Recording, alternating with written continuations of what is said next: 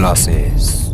तो देखिए दोस्तों, आज का जो चित्र होगा अपना वो होगा श्वसन तंत्र के बारे में। और श्वसन तंत्र बच्चों को बनाना नहीं आता कईयों को, तो आज point two point step by step आप देखना कि किस प्रकार से चित्र बनाना होता है परीक्षा के अंदर। तो देखिए किस प्रकार से बनाते हैं। सबसे पहले देखो, सबसे पहले अपने किसी का चित्र बनाना है तो उसका अपने फेस ड्रॉ करेंगे। इस प्रकार से बना दिया। बनाने के बाद में इसके बाल किसके बनानी है? हनी सिंह के बना दे। चलो हनी सिंह के बनाते हैं बाल अपने। इसके अपने बना दिए बाल हनी सिंह वाले। क्या बात है ना। ये बना दिए अपने, उन्हें इसके बाल बना दिए दोस्तों, ठीक है। और ये इसकी आंखें बना दी, ये देखो, ठीक है। ये हनी सिंह अपनों ने बना दिया। अब इसके नज़र मत लगा देना आप, ठीक है ना। और नज़र से बचाने के लिए मैं यहाँ पर काला टिक्का लगा रहा हूँ, भी देख लो। इसके क्या लगा दिया मैंने? काला टिक्का लगा दिया। दो लगाते हैं, अभी कभी कभार नज़र ज़्यादा लग जाती है। अब देखो बच्चों, अब ये जो मैंने चित्र बनाया है, हो सकता है भी आपसे ना बने ऐसा, ठीक है। आपसे नहीं बनेगा ये चित्र, हो सकता है बन भी जाए, अच्छी बात है। ना बने तो आप यहाँ से स्टार्ट करना सीधा। अब जो मैं ड्रॉ कर रहा हूँ इस प्रकार से, यहाँ से आप स्टार्ट करना, ठीक है। यहाँ से ड्रॉ करना आप इस प्रकार से। अब देखो, अपनी जब सांस लेते हैं तो वो मुख से भी लेते हैं, ठीक है। अपनी जो सांस लेते हैं वो मुख से भी लेते हैं और नाक से भी लेते हैं, ठीक है। अपने सांस लेते हैं, कभी कभार आपने देखा होगा भी जब आप दौड़ते वक्त आपकी सांस फूल जाती है। तो आपकी जब सांस फूल जाती है तो जब उस वक्त आप क्या लेते हैं?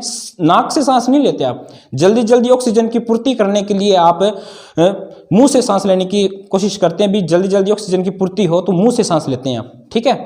तो अब देखो, अपने नाक से भी सांस लेते हैं, ठीक है, और मुख से भी सांस लेते हैं। अब देखो, जब अपने देखो, अब इसके अंदर अपने पढ़ेंगे। अब इसको अपने बोलते हैं नासा द्वार। इसको क्या बोलते हैं दोस्तों? नासा द्वार बोलते हैं, ठीक है। नासा द्वार के बाद में अपनी जो वायु होगी, जो अपनों ने ऑक्सीजन ग्रहण की है, वो जो ऑक्सीजन होगी वो अपने नासा पथ में आएगी। कहाँ आएगी दोस्तों? नासा पथ में आएगी, ठीक है। अब देखो, ये जो ऑक्सीजन अपनों ने ग्रहण की, ऑक्सीजन नासा द्वार से होते हुए कहां पर गई? नासा पथ के अंदर गई। और अपने ऑक्सीजन मुंह से भी तो ग्रहण कर सकते हैं, ठीक है। अब देखो, नाक से ली गई सांस और मुंह से ली गई सांस, एक यहां पर आपको एक साझा एरिया दिख रहा होगा, यहां पर ये वाला एरिया, ठीक। इसको अपने बोलते हैं ग्रसनी। क्या बोलते हैं दोस्तों? इसको ग्रसनी बोलते हैं। क्या बोलते हैं? इसको ग्रसनी बोलते हैं। ये ग्रसनी के पास में यहां पर क्या होता है? ग्रसनी के पास में यहां पर क्या होता है? दो नलिकाएं बंट जाती है। यहां पर दो नलिकाएं बंट जाती है और यहां पर एक ढक्कन लगा होता है जिसको बोलते हैं अपने एपिग्लोटिस। क्या बोलते हैं दोस्तों? एपिग्लोटिस बोलते हैं, ठीक है। अब ये एपिग्लोटिस क्या करेगा? एपिग्लोटिस जो है, एपिग्लोटिस का काम क्या होता है? एपिग्लोटिस का काम क्या होता है, ठीक है। एपिग्लोटिस के काम से पहले दोस्तों आपको ये चीज सीखनी पड़ेगी कि ये जो एपिग्लोटिस जो यहाँ पर है ना, ठीक है, एपिग्लोटिस यहाँ पर दो नलिकाओं के बीच में लगा हुआ है। दो नलिकाओं के बीच में लगा हुआ है। अगर आपको ये दो नलिकाओं के बारे में पता चल जाए, अगर आपको इन दो नलिकाओं के बारे में क्या चल जाए, पता चल जाए, तो फिर आपके लिए आसान हो जाएगा एपिग्लोटिस का कार्य समझने में, ठीक है। अब देखो, ये जो पहले, ये जो दूसरे वाली जो नली है, इसको बोलते हैं अपने आहार नाल। क्या बोलते हैं? आहार नाल। और आहार नाल को अपने बोलते हैं ग्रास नाल। आहार नाल और ग्रास नाल जो होती है दोस्तों वो एक ही होती है। और आहार नाल, आहार से संबंधित क्या है? भोजन। आहार का मतलब क्या है? भोजन होता है, ठीक है। तो मतलब ये हुआ कि ये जो दूसरे वाली जो पाइप होती है, ठीक है, ये किसके लिए होती है? भोजन वाली नली होती है। और दूसरे वाली जो होगी वो तो भोजन वाली।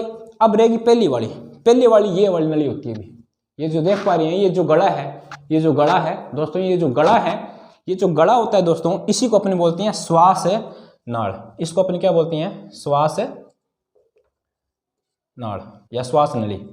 ठीक है, अब ये देखो, ये जो श्वास नली होती है दोस्तों, ये जो श्वास नली होती है, ये आगे इस प्रकार से अपने इसका चित्र बनाएंगे। आगे देखो, ये श्वास नली जो होती है, ये श्वास नली आगे जाकर के दो फेफड़ों में बंट जाती है, दो फेफड़ों के अंदर बंट जाती है। ठीक है, और ये जो श्वास नली होती है दोस्तों, ये उपास्थियों की बनी होती है। किसकी बनी होती है? उपास्थियों की। किसकी बनी होती है दोस्तों? ये किसकी बनी होती है? उपास्थियों की। इस प्रकार से ये छल्ले से जो अब मैं बना रहा हूं, इसमें ये उपास्थियों के छल्ले हैं। ठीक है, आपको बताएंगे भी ये छल्ले क्यों होते, क्यों इसमें। ठीक है, ये देखो भी, ये छल्ले हैं। अब देखो, उपास्थि कहेंगे किसे? उपास्थि कहते किसे हैं? यहां पर उपास्थियों के छल्ले होते हैं भी। ये जो श्वास नाल जो होती है वो किसकी बनी होती है? उपास्थि की बनी होती है। उपास्थि का मतलब क्या होता है? उप प्लस अस्थि। ठीक है, जैसे आप बोलते हो प्रधानमंत्री, प्रधानमंत्री के नीचे क्या होता है? उप प्रधानमंत्री। जैसे आप बोलते हो राष्ट्रपति, राष्ट्रपति से नीचे क्या होता है? उपराष्ट्रपति। उसी प्रकार से आप अस्थि बोलते हैं। ठीक है, आप क्या बोलते हैं? अस्थि बोलते हैं। तो अस्थि से छोटे वाली क्या होगी? उपास्थि। ठीक है, उपास्थि अपने ये जो कान है, ठीक है, इस कान में अस्थि नहीं लगी हुई है, इस कान में लगी हुई है उपास्थि लगी हुई है। क्या लगी हुई है दोस्तों? इसमें उपास्थि लगी हुई है। और ये जो उपास्थि है, देखो मैंने अपने कान को प्रेस किया। ठीक है, कान को प्रेस करने के बाद में मैंने कान को प्रेस करने के बाद में छोड़ दिया। छोड़ने के बाद में देखो ये अपनी वापस उसी स्थिति के अंदर वापस है आ जाता है। तो सेम टू सेम यहाँ पर वही प्रक्रिया होती है। देखो इसमें क्या होता है कि जैसे अपनों ने सांस ग्रहण किया, जैसे अपनों ने सांस ग्रहण किया, सांस ग्रहण करते ही, ठीक है, जो सांस होगा वो नासापथ में आएगा। कहाँ आएगा दोस्तों? नासापथ में आएगा। नासापथ से होते हुए यहाँ पर मिलेगा उसको एक ढक्कन। क्या मिलेगा? ढक्कन मिलेगा। यहाँ पर एक चौकीदार होगा जो बेंट्री लेकर के देखता रहेगा भी क्या चीज़ आ रही है। ठीक है, अगर इसने देख लिया कि सांस आ रही है, क्या आ रही है? सांस आ रही है, ऑक्सीजन आ रही है, तो ये ऑक्सीजन को रास्ता देगा, रास्ता दिखाएगा, बेंट्री मार करके, टॉर्च जला करके दिखाएगा। ये जो एपिग्लोटिस होता है, एपिग्लोटिस जो होती है दोस्तों, ये आहार नाल के ऊपर गिर जाएगी। मतलब यहाँ पर एक ढक्कन होता है, ये ढक्कन क्या करेगा? जब ऑक्सीजन आएगी तो ये ढक्कन इस साइड गिर जाएगा। किस साइड गिर जाएगा? इस साइड गिर जाएगा। और इस ढक्कन को बोलते हैं एपिग्लोटिस। एपिग्लोटिस कहाँ पर लगा होता है? ये इन दोनों के बीच में लगा होता है। ये एपिग्लोटिस क्या करेगा? इस ओर गिर जाएगा। इस ओर गिरने के बाद में जो ऑक्सीजन होगी दोस्तों, वो ऑक्सीजन श्वास नाल में प्रवेश कर जाएगी। कहाँ प्रवेश कर जाएगी? श्वास नाल में प्रवेश कर गई। अब देखो यहां पर ऑक्सीजन आई और यहां पर अपने एक स्वर यंत्र होता है दोस्तों। क्या होता है? स्वर यंत्र। स्वर यंत्र। ठीक है, ये जो आप देख रहे हो ये टेटुआ सा होता है जो, ठीक है, इसको एडम्स एप्पल बोलते हैं अपने। ठीक है, जो वायु होती है इसी से होकर के आगे श्वास नाल में प्रवेश करती है। ठीक है, इससे आगे श्वास नाल स्टार्ट हो जाती है। तो अब देखो इसको अगर आप दबा दोगे, ठीक है, इसको अगर आप दबा दोगे, जोर से दबा दिया तो आपकी ध्वनि नहीं निकलेगी। ठीक है, और इसी के ऊपर एक हड्डी लगी होती है दोस्तों, इसी के ऊपर एक हड्डी लगी होती है जिसको अपन बोलते हैं हेयोइड। क्या बोलते हैं? हेयोइड। हेयोइड एक ऐसी हड्डी होती है जो स्वर यंत्र के बिल्कुल ऊपर लगी होती है, बिल्कुल ऊपर लगी होती है। जब आपने देखा होगा अभी जज साहब जब फांसी वगैरह देते हैं, ठीक है, तो फांसी की सजा सुनाने के बाद में जब उस बंदे को लटकाया जाता है फांसी के ऊपर, तो उसका फांसी का फंदा जब डाला जाता है, तो फांसी का फंदा जैसे उसको लटकाया जाता है, तो उसकी ये जो हड्डी होती है यहाँ पर हेयोइड हड्डी जो होती है, हेयोइड हड्डी टूट जाती है। और हेयोइड हड्डी टूट जाने के कारण उसकी क्या हो जाती है दोस्तों? मौत हो जाती है। अब देखो यहाँ पर हेयोइड हड्डी होगी। अब देखो यहाँ पर ऑक्सीजन आई, ठीक है, एपिग्लोटिस वाला ढक्कन जो था इधर चला गया। ठीक है, अब ऑक्सीजन यहाँ पर आई। ठीक है, और यहाँ पर क्या स्टार्ट होगी अपनी? ये क्या है? श्वास नाड़ है। ये क्या है? अपनी श्वास नाड़ है पूरी पूरी। ये क्या है? श्वास नाड़ है। श्वास नाड़ किसकी बनी होती है? उपास्थियों की बनी होती है। और उपास्थियों को अपन क्या बोलते हैं दोस्तों? कार्टिलेज। क्या बोलते हैं? कार्टिलेज बोलते हैं। ठीक है, यहाँ पर ये सी आकार के छल्ले होते हैं दोस्तों। किस आकार के? सी आकार के छल्ले होते हैं। ठीक है, रिंग्स होती हैं यहाँ पर। ये इसलिए होती है क्योंकि देखो जैसे अपने ने ऑक्सीजन ग्रहण की, ठीक है, ऑक्सीजन ग्रहण किए तो ये जैसे संकुचित नहीं हो पाते, मतलब कि ये जो मेरी उपास्थि जो है, ठीक है, इसको अगर मैं कितना ही प्रेस करूं, ठीक है, जैसे वो प्रेशर वाला वजन मैंने छोड़ा तो ये अपनी प्रारंभिक अवस्था में वापस आ जाती है। उसी प्रकार से श्वास नाल जो होती है वो भी उपास्थियों की बनी होती है। इसके ऊपर अपने कितने, जैसे अपने रात को सोते हैं तो अपने को पता नहीं होता अभी अपनी श्वास नाल दब रही है कि नहीं दब रही, ठीक है। जैसे अब ये क्या होती है भी, जैसे मान के चलो भी दब जाए, ठीक है, दबने के बाद में मान के चलो ये दबी हुई रहेगी, ठीक है, और ये खुली ना, ठीक है, खुले ना तो आपकी आंखें नहीं खुलेगी सुबह, क्योंकि आपकी मृत्यु हो जाएगी, ठीक है। इसीलिए ईश्वर ने क्या बनाया कि इसको उपास्थियों का बनाते हैं, श्वास नाल को किसका बनाते हैं, उपास्थियों का बनाते हैं, क्योंकि अगर ये पिचक जाए तो अपनी प्रारंभिक अवस्था में भी ये वापस आ जाए। तो इसीलिए इसको किसका बनाया जाता है दोस्तों, इसको उपास्थियों का बनाया जाता है। और आगे जाकर के ये जो श्वास नाल होती है ये किस में तब्दील हो जाती है, किस में बढ़ जाती है, श्वसनिकाओं में, किस में, श्वसनिका, ठीक है। अब देखो ये जो श्वसनिका होती है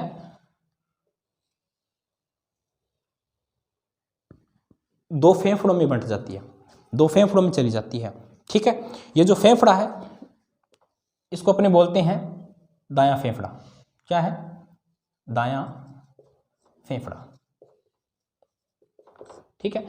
और इसको अपने बोलते हैं बायां फेफड़ा, इसको क्या बोलते हैं दोस्तों, बायां फेफड़ा और दायां फेफड़ा।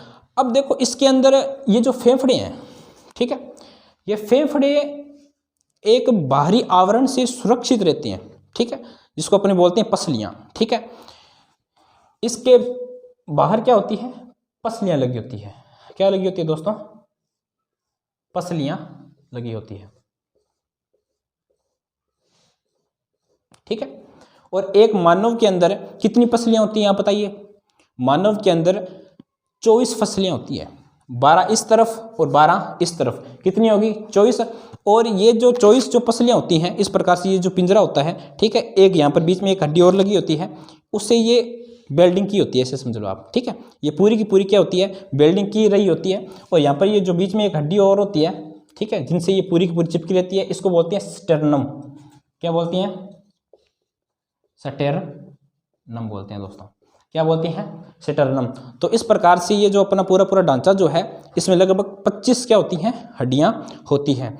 अब देखो, अब इसके अंदर अपने चित्र देखते हैं, ये जो फेफड़ा है, फेफड़े मानव के अंदर 2 होते हैं, ठीक है। और फेफड़े लगभग गुलाबी रंग के, पिंक कलर के होते हैं भी, ठीक है ना, मतलब कि ये पिंक कलर के क्या होते हैं, फेफड़े होते हैं। और फेफड़ों की जो बाहरी जो परत होती है, फेफड़ों की ये जो बाहरी जो परत है, ठीक है, इसको बोलते हैं प्लेउरा, क्या बोलते हैं, प्लेउरा कहते हैं, ठीक है। अब देखते हैं भी फेफड़ों के अंदर क्या क्या चीजें सम्मिलित होती है, क्या क्या चीजें इसके अंदर होती हैं दोस्तों, देखते हैं। अब देखो इसमें आगे जाकर के ये जो श्वसनिकाएं होती हैं, ठीक है, ये अब कई भागों में बंट जाती है, श्वसनिकाएं जो होती है कई भागों में बंट जाती है, अलग अलग श्वसनिकाओं में बंट जाती है, ठीक है, ये इस प्रकार से, ठीक है। अब ये श्वसनिकाएं अंत में जाकर के एक छोटे से गुब्बारे के अंदर खत्म हो जाती है, जाकर के छोटा सा जो गुब्बारा है ये मैंने बनाया है, इसको बोलते हैं कुपिका, इसको क्या बोलते हैं दोस्तों, कुपिका, इसको क्या बोलते हैं, कुपिका कहते हैं। और कुपिका को अपने बोलते हैं एल्विलोई, कुपिका को अपने क्या बोलते हैं, एल्विलोई बोलते हैं। अब देखो ये जो स्थिति है इसमें भी सेम टू सेम होगी, ठीक है। अब ऐसे नहीं है भी एक ही के अंदर ही होती है, दूसरे में भी होती है, ठीक है, इनमें भी कुपिकाएं वगैरह सब कुछ होगा। अब चित्र को देख करके आपको लग रहा है, चित्र को देख करके आपको लग रहा होगा कि ये जो फेफड़ा है ये मैंने दायां फेफड़ा तो बड़ा बनाया और बायां फेफड़ा मैंने क्या बनाया दोस्तों, छोटा बनाया। तो इसका कारण आपको पता है, ठीक है, खूब आपने अध्यापकों से सुना भी होगा, क्योंकि बाईं तरफ अपना क्या होता है, हृदय होता है, बाईं तरफ अपना क्या होता है दोस्तों, हृदय होता है, बाईं तरफ अपना क्या होता है, हृदय होता है। और हृदय के कितने भाग होते हैं, 4 भाग होते हैं, दायां अलिंद, बायां अलिंद, दायां निल्य, बायां निल्य। तो अब देखो अगर आपने हृदय की क्लास अगर आपने नहीं लगाई है तो आप जरूर लगाइए, ठीक है। अब इसके अंदर देखो ये जो चित्र था मैंने आपको बना करके बताया, ठीक है। अब देखते हैं भी ऑक्सीजन किस प्रकार से आएगी और किस प्रकार से अपने शरीर के अंदर सांस लेने की जो क्रिया है वो संपन्न होगी। ठीक है, तो उससे पहले आपको मैं एक चीज बताना चाहूंगा, सांस लेना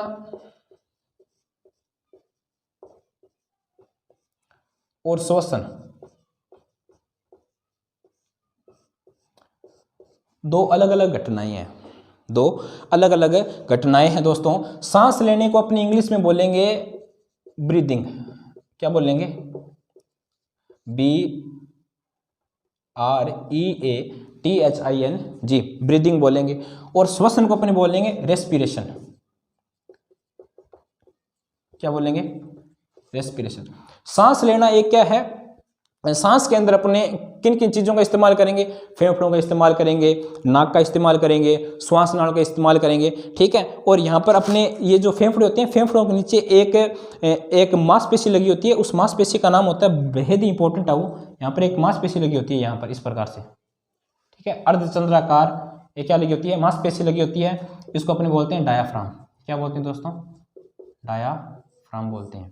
ठीक है, तो सांस लेने के अंदर नाक हो गया, फेफड़े हो गए, श्वास नाड़ होगी, ठीक है, डायाफ्राम हो गया, सांस लेने में ये हेल्प करती हैं। ठीक है, ये तो बस एक मांसपेशियों की क्रिया है सांस लेना। ठीक है, रेस्पिरेशन क्या है, रेस्पिरेशन एक रासायनिक क्रिया है। कौन सी क्रिया दोस्तों, रासायनिक क्रिया है। रेस्पिरेशन एक क्या है, रासायनिक क्रिया है। कैसे, जैसे कि आपने सुना होगा भी अपने ऑक्सीजन ग्रहण करते हैं। ठीक है, और ऑक्सीजन ग्रहण करने के बाद में ऐसा क्या हुआ कि अपनों ने CO2 निकाल दी। ऑक्सीजन तो अपनों ने ग्रहण की और छोड़ा अपने क्या, नाक के माध्यम से अपने क्या छोड़ा, CO2 छोड़ी। तो कुछ तो हुआ है ना शरीर में, ऐसी कुछ तो घटनाएं होंगी जिनसे O2 को अपनों ने बदल दिया किसमें, CO2 के अंदर। ठीक है, तो देखो अपने जब सांस लेते हैं तो अपने नॉर्मल परिभाषा अपने विद्यालय वगैरह में बताई जाती है कि सांस को लेना और सांस को छोड़ना क्या है, श्वसन है। ये जो परिभाषा है ये बचपन में ठीक लगती है।